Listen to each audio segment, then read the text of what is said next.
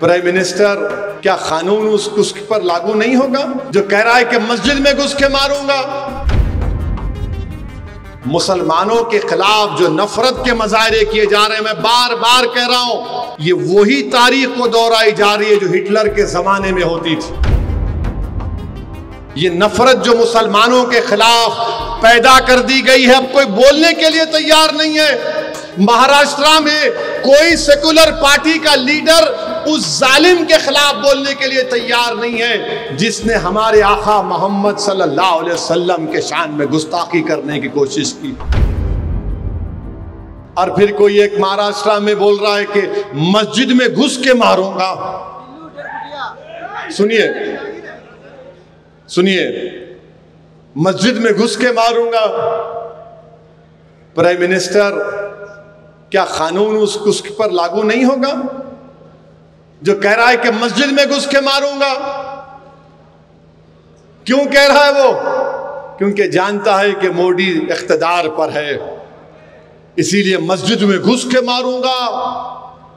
मेरे भाई, इस मुल्क में मुसलमानों के खिलाफ जो नफरत के मजाहरे किए जा रहे हैं, मैं बार बार कह रहा हूं, ये वही तारीख को दोहराई जा रही है जो हिटलर के जमाने में होती थी। हिटलर के जमाने में हिटलर यहूदियों पर ऐसा ही जुल्म करता था। इनके घर को तोड़ दो, इनके कारोबार को तोड़ दो, इनको मुल्क का दुश्मन करार दो, इनके खिलाफ पिक्चरें बनाओ।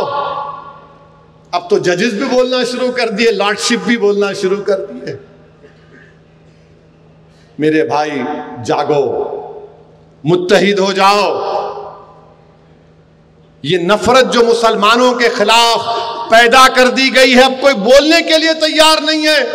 महाराष्ट्र में कोई सेकुलर पार्टी का लीडर उस जालिम के खिलाफ बोलने के लिए तैयार नहीं है जिसने हमारे आका मोहम्मद सल्लल्लाहु अलैहि वसल्लम के शान में गुस्ताखी करने की कोशिश की। सिवाय इम्तियाज जलील के कोई आवाज नहीं उठा रहा है। मैंने इम्तियाज जलील से कहा, मजलिस के जिम्मेदारों से कहा, अपना फर्ज आप निभा रहे हैं, अल्लाह आपको सलामत रखे। अल्लाह आपकी कोशिशों में बरकत अता करेगा, अल्लाह कामयाब करेगा। मेरे